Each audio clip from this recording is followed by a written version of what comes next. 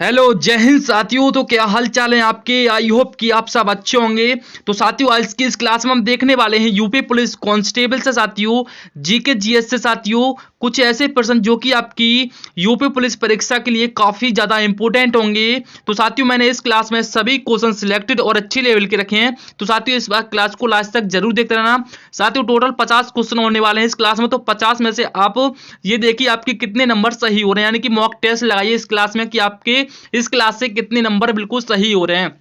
और साथियों, ये पिछली परीक्षाओं पर आधारित प्रश्न है, ना कि पिछली परीक्षा के क्वेश्चन है साथियों, सभी उन पर आधारित है, उनसे रिलेटेड क्वेश्चन बनाए गए हैं। तो साथियों, इस वाली क्लास को जरूर देखते रहना। और साथियों, हमारा प्रैक्टिस सेट 31 होने वाला है। अगर बाकी के प्रैक्टिस सेट अगर आपको देखने हैं तो साथियों, हमारे चैनल पर एक खाकी वर्दी नाम से साथियों, खाकी वर्दी नाम से प्लेलिस्ट मिल जाएगी।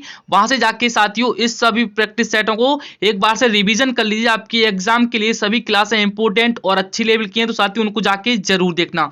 साथियों, प्लेलिस्ट की लिंक आपको डिस्क्रिप्शन में मिल जाएगी, वहां से जाके आप सभी वीडियो को देख सकते हैं। तो चलिए साथियों, आज की इस क्लास को स्टार्ट करते हैं। क्लास स्टार्ट करने से पहले आप हमारे चैनल पर पहली बार आए हो तो चैनल को सब्सक्राइब करके वीडियो को लाइक जरूर कर देना, और साथ में बेल नोटिफिकेशन को ऑल पे कर देना, ताकि नई वीडियो की नोटिफिकेशन आपको सबसे पहले मिल सके। तो चलिए साथियों, आज की क्लास का फर्स्ट क्वेश्चन है। साथियों, टोटल आपके 50 क्वेश्चन होने हैं। 50 में से आप मॉक टेस्ट लगाइए कि आप कितने सही कर पा रहे हैं। तो चलिए साथियों, फर्स्ट क्वेश्चन है, मानव द्वारा सर्वप्रथम किस धातु का प्रयोग किया गया।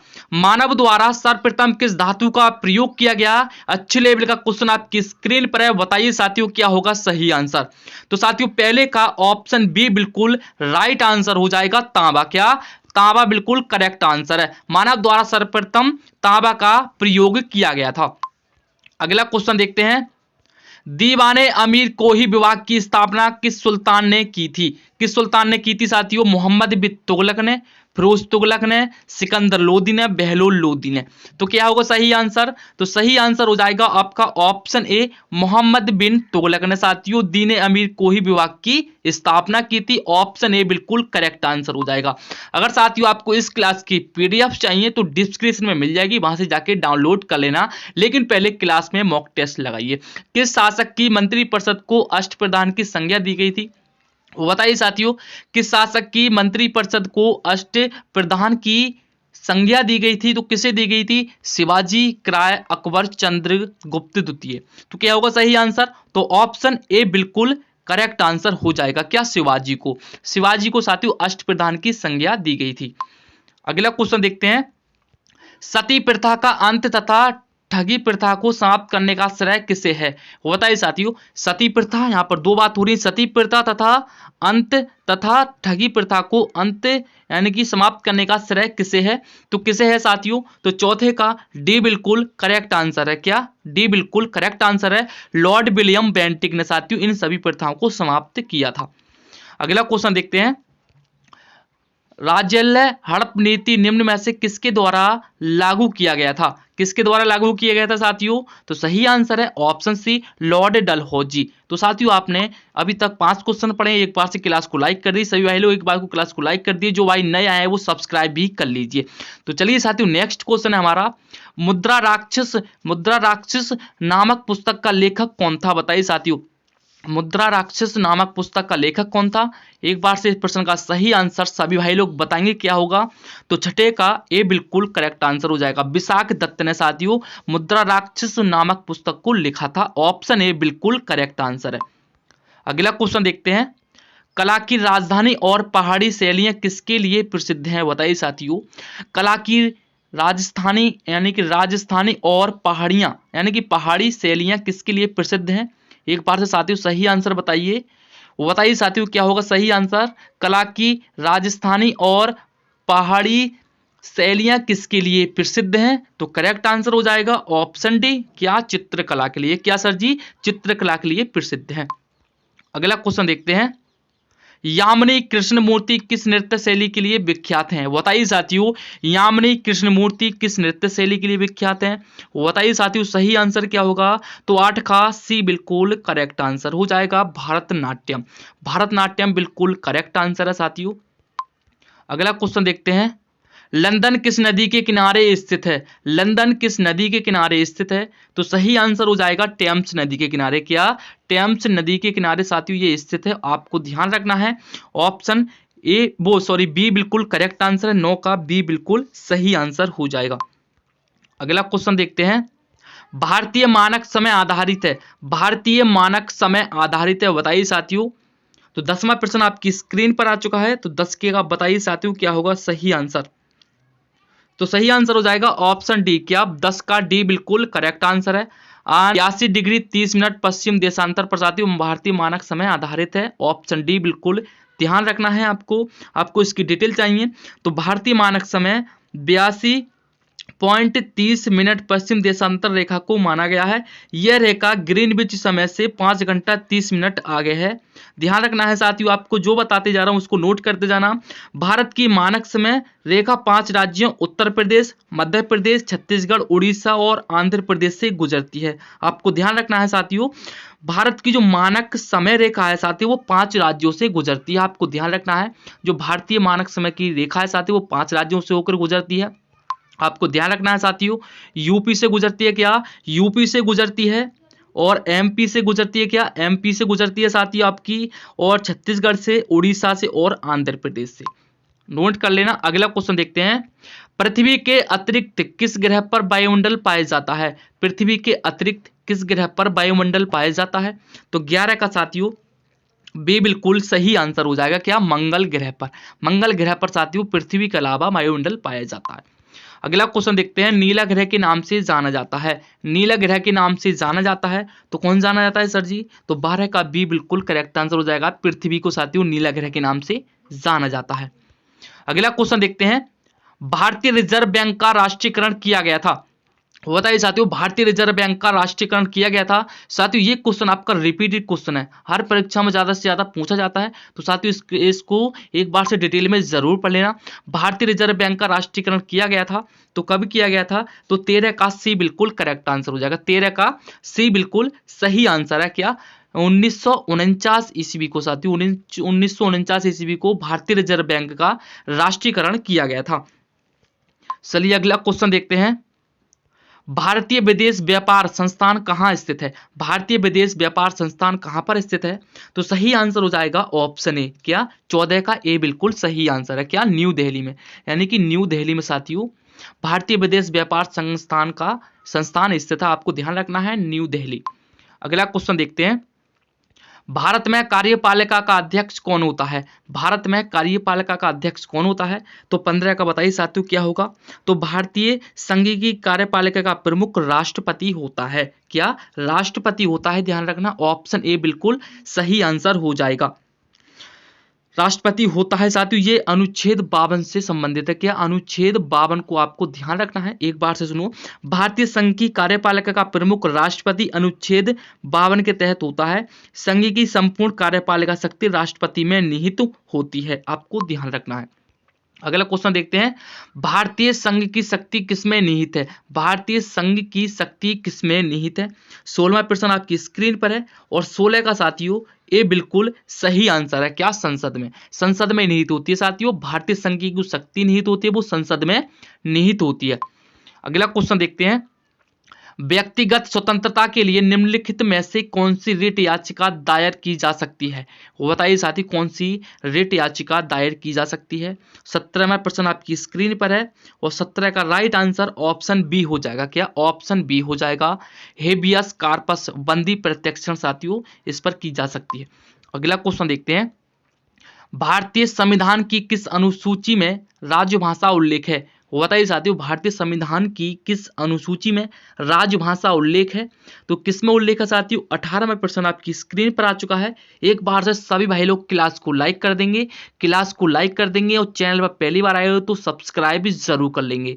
और साथियों आपको सभी क्लासों की पीडीएफ चाहिए, तो आपको पीडीएफ डाउनलोड करने के लिए आपको सभी वीडियो को देखना पड़ेगा। उसके नीचे आपको डिस्क्रिप्शन में सभी वीडियो की पीडीएफ मिल जाएगी। हमारे चैनल पर साथियों एक खाकी वर्दी नाम से साथियों खाकी वर्दी नाम से एक प्लेलिस्ट बना रखी है खाकी वर्दी बैच नाम से, तो साथियों उसको जाके जरूर देख लेना, प्लेलिस्ट में मिल जाएगी खाकी वर्दी बैच नाम से, तो जाके उसको जरूर देख लेना। सभी क्लासें इंपॉर्टेंट और अच्छे लेवल की रखी गई हैं, तो साथियों उस क्लास को यानी कि उन क्लासों को जाके जरूर देख लेना। एक बार से उन क्लासों का रिवीजन कर लो साथियों, उनसे आपके एग्जाम में काफ़ी ज़्यादा हेल्प मिलने वाली है। साथियों सभी क्वेश्चन प्रीवियस ईयर पर आधारित हैं, लेकिन ये नहीं कि पिछले साल के हैं, लेकिन उनके आधार पर क्वेश्चन बनाए गए हैं, तो जाके उनको जरूर देखना। तो साथियों इसका सही आंसर क्या होगा, भारतीय संविधान की किस अनुसूची में राजभाषा का उल्लेख है? 18 में का साथियों, 18 का बी बिल्कुल सही आंसर हो जाएगा। क्या 18 का बी 8वीं अनुसूची में, क्या 8वीं अनुसूची में साथियों आपको ध्यान रखना है, आपको ध्यान रखना है भारतीय संविधान की किस अनुसूची में राजभाषा का उल्लेख है, तो 8वीं अनुसूची में साथियों राजभाषा का उल्लेख है। अगला क्वेश्चन देखते हैं, निम्नलिखित में से कौन सी शर्त भारत की नागरिकता प्राप्त करने के लिए नहीं है? बताइए साथियों कौन सी शर्त, निम्नलिखित में से कौन सी शर्त भारत की नागरिकता प्राप्त करने के लिए नहीं है? तो 19 का डी बिल्कुल करेक्ट आंसर है। क्या संपत्ति स्वामित्व साथियों ये साथियों आपकी नागरिकता प्राप्त करने के लिए नहीं होती है। अगला क्वेश्चन आपका, विंग्स ऑफ फायर किसकी आत्मकथा है? बताइए साथियों विंग्स ऑफ फायर किसकी आत्मकथा है? एक बार से साथियों इसका सही आंसर बताइए, और इस क्लास पर आप इस क्वेश्चन पर आप इंपोर्टेंट लगा लीजिए और डबल स्टार करके अपने नोट में नोट कर लीजिए, आपकी क्लास आपके एग्जाम में देखने के लिए मिल भी सकता है। विंग्स ऑफ फायर किसकी आत्मकथा है? तो 20 का डी बिल्कुल करेक्ट आंसर हो जाएगा, एपीजे अब्दुल कलाम। साथियों एपीजे अब्दुल कलाम की काफी ज्यादा पुस्तकें पूछी जाती हैं, आत्मकथा पूछी जाती है, उनकी रचनाएं पूछी जाती हैं। साथियों आपको एक बार से जरूर पढ़ लेना एपीजे अब्दुल कलाम की। अगला क्वेश्चन देखते हैं, निम्नलिखित में से किस एक में सर्वोच्च विशिष्ट ऊष्मामान होता है? बताइए साथियों निम्नलिखित में से किस एक में सर्वोच्च विशिष्ट ऊष्मामान होता है? कांच में, तांबा में, शीशा में, जल में। तो क्या होगा सही आंसर 21 का? तो 21 का सर जी ऑप्शन डी बिल्कुल करेक्ट आंसर हो जाएगा, जल में। क्या सर जी? जल में बिल्कुल करेक्ट आंसर है, जल में साथियों ऊष्मा का मान होता है। अगला क्वेश्चन देखते हैं, निम्नलिखित में जल जनित रोग कौन सा है? साथियों बताइए निम्नलिखित में जल जनित रोग कौन सा है? मधुमेह, हैजा, चेचक, मलेरिया। वो बताइए साथियों 22वां प्रश्न आपकी स्क्रीन पर है, और 22 का बी बिल्कुल सही आंसर हो जाता है। क्या? हैजा साथियों, हैजा जो है साथियों आपका जल जनित रोग है, आपको ध्यान रखना है, ऑप्शन बी बिल्कुल करेक्ट आंसर है। अगला क्वेश्चन देखते हैं, ट्रांसफार्मर किससे काम करता है? बताइए साथियों ट्रांसफार्मर किससे काम करता है? वो बताइए साथियों इसका सही आंसर क्या होगा? तो 23 का साथियों ए बिल्कुल करेक्ट आंसर है, केवल प्रत्यावर्ती धारा से। क्या? केवल प्रत्यावर्ती धारा से साथियों ट्रांसफार्मर काम करता है। अगला क्वेश्चन देखते हैं, उत्तर प्रदेश में निम्नलिखित में से किसे विश्वविद्यालय का स्तर प्राप्त नहीं है? वो बताइए साथियों उत्तर प्रदेश में निम्नलिखित में से किसे विश्वविद्यालय का स्तर प्राप्त नहीं है? तो किसे नहीं है साथियों वो बताइए, सही आंसर क्या है? 24वां प्रश्न आपकी स्क्रीन पर है, और साथियों 24 का बी बिल्कुल करेक्ट आंसर हो जाएगा, आयुर्वेद कॉलेज फैजाबाद। साथियों ये विश्वविद्यालय स्तर पर प्राप्त नहीं है साथियों, आयुर्वेद कॉलेज फैजाबाद। अगला क्वेश्चन देखते हैं, अगला क्वेश्चन है साथियों, उत्तर प्रदेश के किस आर्थिक क्षेत्र में सर्वाधिक महिला साक्षरता है? वो बताइए साथियों उत्तर प्रदेश के किस आर्थिक क्षेत्र में सर्वाधिक महिला साक्षरता है? तो कहां पर है? बुंदेलखंड क्षेत्र में, पूर्वी क्षेत्र में, पश्चिमी क्षेत्र में, केंद्रीय क्षेत्र में। क्या होगा सही आंसर? तो 25 का ए बिल्कुल करेक्ट आंसर हो जाएगा। क्या? केंद्रीय क्षेत्र में साथियों, केंद्रीय क्षेत्र में उत्तर प्रदेश की आर्थिक क्षेत्र में साथियों जो महिला साक्षरता है वो केंद्रीय क्षेत्र में हो जाएगी।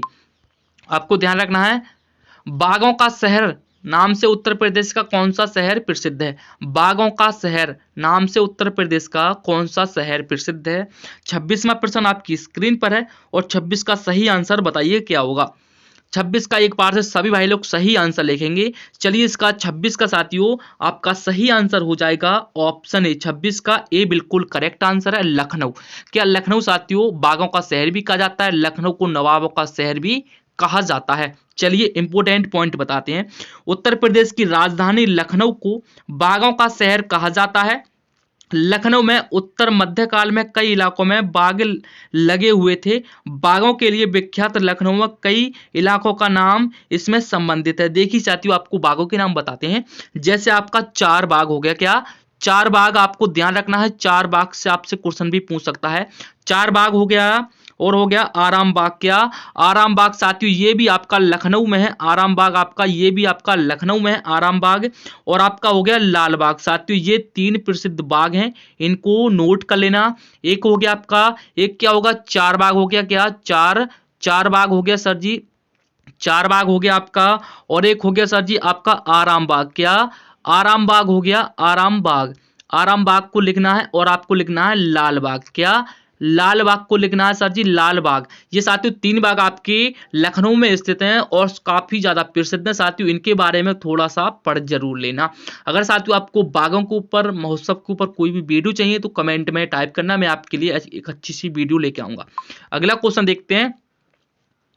उर्दू कवि मिर्जा गालिब तथा संगीत उस्ताद फैयाज खां का जन्म स्थल कौन सा है? यानी कि उर्दू कवि मिर्जा गालिब और आपका पूछा है उस्ताद फैयाज खान का जन्म स्थल कौन सा है? तो 27वां प्रश्न आपकी स्क्रीन पर है और 27 का साथियों, 27 का बी बिल्कुल करेक्ट आंसर हो जाएगा। क्या आगरा। आगरा में साथियों इन दोनों का जन्म स्थल स्थित है। मिर्जा गालिब और उस्ताद फैयाज खां का जन्म स्थल है आगरा में, आपको ध्यान रखना है।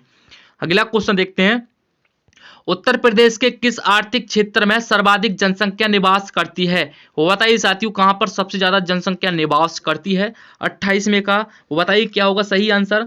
तो 28 का बी बिल्कुल करेक्ट आंसर हो जाएगा। 28 का बी, पूर्वी क्षेत्र में साथियों, पूर्वी क्षेत्र में साथियों सर्वाधिक जनसंख्या निवास करती है, आपको ध्यान रखना है। अगला क्वेश्चन देखते हैं। उत्तर प्रदेश में द्विसदनीय व्यवस्थापिका है जिसमें एक विधानसभा है, बताइए दूसरी निम्नलिखित में से कौन सी है? बताइए साथियों कौन सी है दूसरी? एक उत्तर प्रदेश में द्विसदनीय व्यवस्था है सती, जिसमें से एक आपकी विधानसभा हो जाएगी, दूसरी आपको बतानी कौन सी हो जाएगी, दूसरी क्या होगी साथियों बताइए। 29वां क्वेश्चन आपकी स्क्रीन पर है।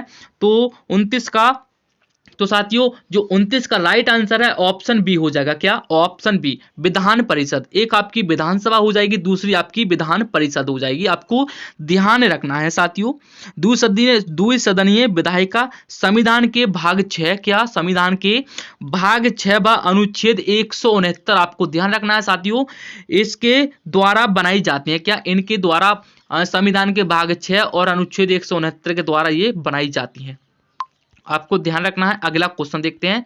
खाद्य श्रृंखला से अभिप्राय है इनमें से किसके द्वारा ऊर्जा अंतरण होती है? बताइए साथियों, खाद्य श्रृंखला से अभिप्राय है इनमें से किसके द्वारा ऊर्जा अंतरण होती है? 30वां क्वेश्चन आपकी स्क्रीन पर है, बताइए साथियों क्या है सही आंसर? तो साथियों 30 का सी बिल्कुल करेक्ट आंसर हो जाएगा। सी बिल्कुल करेक्ट आंसर हो जाएगा। एक जीव से दूसरे जीव की ओर साथियों, एक जीव से दूसरे जीव की ओर साथियों ऊर्जा अंतरण होती है। अगला क्वेश्चन देखते हैं। ऊर्जा के किस रूप से प्रदूषण की समस्या नहीं होती है? ऊर्जा के किस रूप से प्रदूषण की समस्या नहीं होती है? कोयला, परमाणु, पेट्रोल, सौर। तो किसके द्वारा नहीं होती है साथियों? तो 31 का राइट आंसर वो हो जाएगा आपका ऑप्शन डी। क्या सौर। सौर बिल्कुल करेक्ट आंसर है, सौर बिल्कुल सही आंसर है। ऊर्जा किस रूप से प्रदूषण की समस्या नहीं होती है? तो सौर ऊर्जा से साथियों आपकी प्रदूषण की समस्या नहीं होती है। सौर ऊर्जा का नवीनकृत स्रोत है, इसका मुख्य स्रोत सूर्य है। क्या ध्यान रखना आपको, इसका मुख्य स्रोत सूर्य है। यह 12मासी प्रचुर मात्रा में उपलब्ध प्रदूषित रहित स्रोत है। कोयला, परमाणु तथा पेट्रोल, ये साथियों आपके है ना, कोयला, परमाणु और ये पेट्रोल हैं साथियों आपके, ये प्रदूषित रहित यानी कि प्रदूषण कारक स्रोत है आपके तीनों। बाकी जो आपका सौर ऊर्जा है साथियों, ये आपकी प्रदूषण की समस्या, इससे समस्या नहीं होती है। बाकी कोयला, परमाणु, पेट्रोल, इन तीनों से आपकी प्रदूषण की समस्या हो जाती है, यानी कि प्रदूषण कारित इसको कह सकते हैं। अगला क्वेश्चन देखते हैं। बाढ़ को रोका जा सकता है, बाढ़ को रोका जा सकता है स्थल को ढालदार बनाकर या फिर बी जल आवरण को हटाकर, वनों को काटकर, नदियों पर बांध बनाकर, वृक्षारोपण कर। बताइए साथियों बाढ़ को आप किस तरीके से रोकेंगे? अगर आपको दे दिया जाए तो किस तरीके से रोकेंगे? 32वां प्रश्न आपकी स्क्रीन पर है और साथियों 32 का क्या होगा सही आंसर? तो डी बिल्कुल करेक्ट आंसर हो जाएगा। आप इस तरीके से रोक सकते हैं, नदियों पर बांध बनाकर व वृक्षारोपण करके साथियों आप बाढ़ को रोक सकते हैं। अगला क्वेश्चन देखते हैं। वह संविधान संशोधन जिसके द्वारा जीएसटी पारित किया गया, बताइए साथियों, वह संविधान संशोधन जिसके द्वारा जीएसटी पारित किया गया, वो बताइए साथियों किसके द्वारा किया गया। तो साथियों आपका 101वां क्या 33 का ए बिल्कुल करेक्ट आंसर है। 101वें संविधान संशोधन के द्वारा साथियों अधिनियम 2016 पारित हुआ। 8 सितंबर 2016 में अधिनियम इस संशोधन के द्वारा जीएसटी का प्रदान किया गया था। साथियों आपको ध्यान रखना है 8 सितंबर 2016 में साथियों आपका संशोधन के द्वारा जीएसटी का प्रावधान किया गया था और 101 में संविधान संशोधन के द्वारा आपको ध्यान रखना है। अगला क्वेश्चन देखते हैं, निम्नलिखित में से किस कंपनी ने 2040 तक कार्बन न्यूट्रल होने की घोषणा की है। बताइए साथियों, निम्नलिखित में से किस कंपनी ने 2040 तक कार्बन न्यूट्रल होने की घोषणा की है। टाटा मोटर्स, मारुति, महिंद्रा एंड महिंद्रा या फिर टोयोटा। तो 34 का बताइए साथियों क्या होगा सही आंसर। तो 34 का सी बिल्कुल करेक्ट आंसर है। क्या महिंद्रा एंड महिंद्रा ने साथियों 2040 तक कार्बन न्यूट्रल होने की घोषणा की है। अगला क्वेश्चन देखते हैं, सोशल नेटवर्किंग वेबसाइट फेसबुक के संस्थापक का नाम क्या है। 35वां क्वेश्चन आपकी स्क्रीन पर है।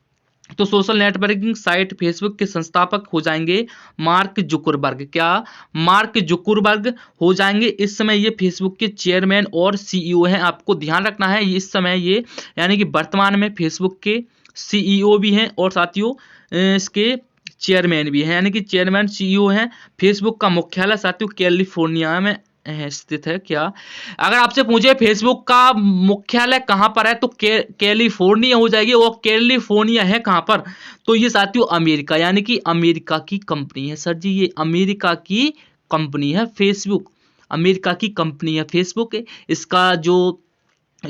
इसका साथियों जो मुख्यालय है वो कैलिफोर्निया में हो जाएगा और इसके सीईओ हो जाएंगे मार्क जुकरबर्ग। क्या मार्क जुकरबर्ग।